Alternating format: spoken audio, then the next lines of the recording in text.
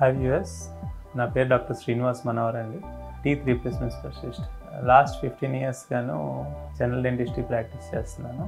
And ఈరోజు మనం తెలుసుకోబోయే విషయం ఏంటి ఈ వీడియోలో అంటే, ఎత్తు మరియు వంకర పళ్ళు ఉండి లిప్ ట్రీట్మెంట్ సజెస్ట్ చేసేవాళ్ళు నిజంగా ఈ ట్రీట్మెంట్ చేయించుకోవాలా, చేయించుకోకపోతే ఏమైనా ప్రాబ్లమ్స్ వస్తున్నాయా అనే విషయాన్ని మీకు రీజన్స్తో సహా క్లియర్గా ఎక్స్ప్లెయిన్ చేస్తానండి. అండ్ మోస్ట్ కామన్గా జరిగేది ఏంటి అంటే, లిప్ ట్రీట్మెంట్ చేయించుకోవాలి అన్నాక అసలు అవసరమా అనేది బిగ్గెస్ట్ క్వశ్చన్. తర్వాత పన్ను తీరు ఇలాంటి చాలా డిబేటబుల్ క్వశ్చన్స్ ఉన్నాయి.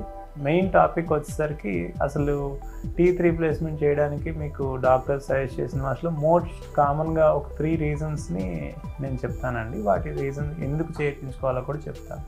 ఆ 3 రీజన్స్ వచ్చేసరికి, ఒకటి, మీకు బాగా దగ్గరగా క్రికెట్ టీత్ అంటే ఇర్రెగ్యులర్ టీత్ ఒకదాని మీద ఒకటి టీత్ ఓవర్లాప్ అయినట్టు ఉన్న ఒక కండిషన్లో మీకు చెప్తారు చేయించుకోమని.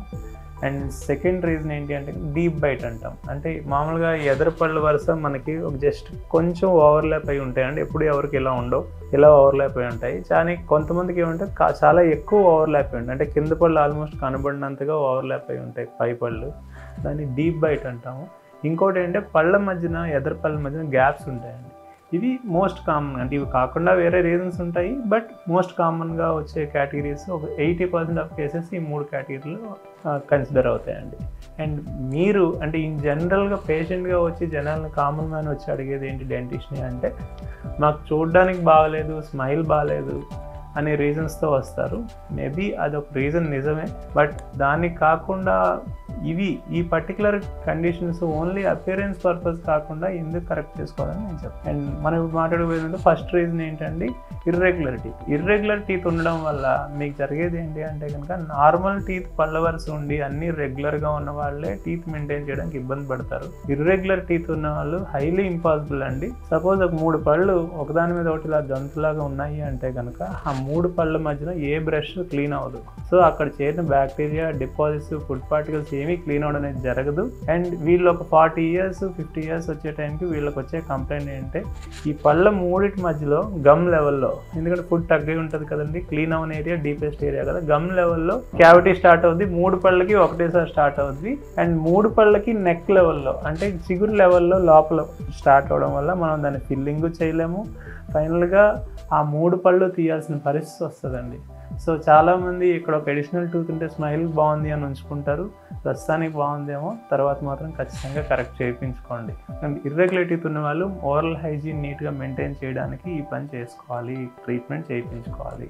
And second complaint deep bite అని చెప్పాను. డీప్ బైట్ అంటే ఏమనుకున్నా అండి, ఓవర్లాప్ కంప్లీట్గా ఎక్కువ ఉన్నవాళ్ళు.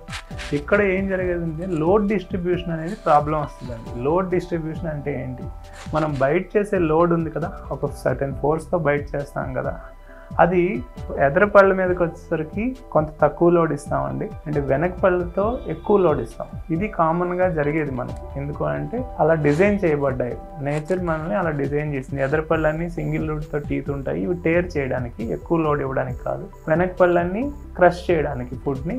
అందుకే 2 to 3 రూట్స్ ఉంటాయి ఒక్కొక్క పన్నుకి. సో ఇవి బలంగా కలగడానికి ఉపయోగపడతాయి. ఎప్పుడైతే డీప్ బైట్ ఉందో, మీ ఎదర పళ్ళు తెచ్చి ముందు తెచ్చి ఇలా కొరకాలి అంటే కింద దవడిని ఎక్కువ ఓపెన్ చేయాలి. అంటే ఎక్కువ ఇన్ ద సెన్స్ మీరు ఏం తక్కువే అనుకుంటారు. మా డెంటల్ టర్మ్స్లో వచ్చేసరికి 2 to 3 millimeters అనేది కూడా చాలా ఎక్కువ విషయం అండి. న్యాచురల్గా ఈ ఓవర్లాప్ 2 millimeters ఉంటుంది. ఎప్పుడైతే 6 millimeters అంటే కింద పళ్ళు కూడా కవర్ అవుతున్నాయి, అంత ఒక 4 millimeters ఎక్స్ట్రా ఓపెన్ చేసి బైట్ చేస్తున్నామో ఫ్రంట్ టీత్ మీద లోడ్ ఎక్కువ అవుతుందండి. సో ఈ డీప్ బైట్ ఉన్న కేసెస్ అందరూ ఏమవుతారు అంటే, 40 సంవత్సరాలు కింద పళ్ళు ఎదరవి అరిగిపోయి కనబడతారండి. ఇది క్లాసిక్గా జరిగే కంప్లైంట్. సో ఈ లోడ్ డిస్ట్రిబ్యూషన్ అంతా ప్రాపర్గా ఉండడానికి ఖచ్చితంగా వీళ్ళు కూడా క్లిప్ ట్రీట్మెంట్ చేయించుకోవాలి. థర్డ్ రీజన్ వచ్చేసరికి గ్యాప్స్ అని మాట్లాడుకున్నాను కదండి. గ్యాప్స్ ఉన్న వాళ్ళు ఏమవుతాయంటే, ఎదరు పళ్ళ మధ్యన గ్యాప్స్ ఉన్నప్పుడు చూడడానికే కొంచెం ఆడుగా ఉంటుంది, కానీ ఫుడ్ ఇరుక్కుపోవడం అనేది ఉండదు. ఎందుకంటే ఎదరు పళ్ళు అన్ని పలకల్లాగా పలుచగా ఉంటాయి. వాటి మధ్యన సర్ఫేస్ ఏమీ పెద్ద ఎక్కువ ఉండదు కాంటాక్ట్. సో ఫుడ్ ఇరుక్కోదు, క్లీన్ అయిపోతూ ఉంటుంది. కానీ ఒక 30, 35, 40 వచ్చేసరికి వెనక పళ్ళకి చిన్న స్పేసెస్ ఓపెన్ అవుతాయి. ఎందుకండి, పక్క టూత్తో కాంటాక్ట్ లేనప్పుడు ఆ టీత్ ఎడ్జసెంట్కి కొంచెం డ్రిఫ్ట్ అవ్వడం మొదలవుతాయి. ఈ ఇనీషియల్గా వెనక పళ్ళ మధ్యన చిన్న డ్రిఫ్టింగ్ అనేది జరిగినప్పుడు వెనక పళ్ళ మధ్యన చిన్న గ్యాప్స్ వచ్చి ఫుడ్ ఇరుక్కుపోతూ ఉంటుంది. 2 పళ్ళ మధ్యన క్యావిటీస్ వస్తాయండి. సో సో అందుకే మేము అందరికీ ఏం చెప్తామంటే గ్యాప్స్తో వచ్చిన వాళ్ళకి మీరు క్లిప్ ట్రీట్మెంట్ చేయించుకోండి. అన్ని పళ్ళు కాంటాక్ట్లో ఉండాలి, ఏ పళ్ళ మధ్యన స్పేస్ ఉండకూడదు. దాన్ని ఇంటాక్ట్ డెంటల్ ఆర్చ్ అంటామండి. అన్ని వరుసలు కాంటాక్ట్తో నీట్గా ఉండాలి. ఇవి గ్యాప్స్ ఉన్న వాళ్ళకి మేము చెప్పే రీజన్స్. వీటన్నిటిలో కామన్గా జరిగేది అపియరెన్స్, స్మైల్ ఎన్హాన్స్ అవుద్ది. కానీ మేము బ్యాక్ ఎండ్గా డెంటిస్ట్గా మేము ఆలోచించేది ఓవరాల్గా బెనిఫిట్ చేయగలిగేది ఏంటి అంటే ఈ రీజన్స్. పళ్ళ వరుస అరిగిపోకుండా డీప్ బైట్ కేసెస్లో గ్యాప్స్ మధ్య అంటే పోస్టీరియర్ టీత్ అంటే ఈ ఫ్రంట్ టీత్ కించిన గ్యాప్లకు వెనక్కి క్యావిటీస్ వస్తూ ఉంటాయి. అది రీజన్ అని కూడా చాలా మందికి తెలియదండి. సో ఎదురు వచ్చేసరికి క్రౌడింగ్, ఇర్రెగ్యులారిటీస్ ఉన్న వాళ్ళు మెయింటైన్ చేసుకోలేకుండా క్యావిటీస్తో వస్తూ ఉంటారు. సో 40s 50sలో వచ్చే కొన్ని విషయాల్ని, కొన్ని ప్రాబ్లమ్స్ని కరెక్ట్ చేసుకోవడానికి ప్రివెంటివ్గా మనం క్లిప్ ట్రీట్మెంట్ చేయించుకోవాలి. థ్యాంక్ యూ అండి.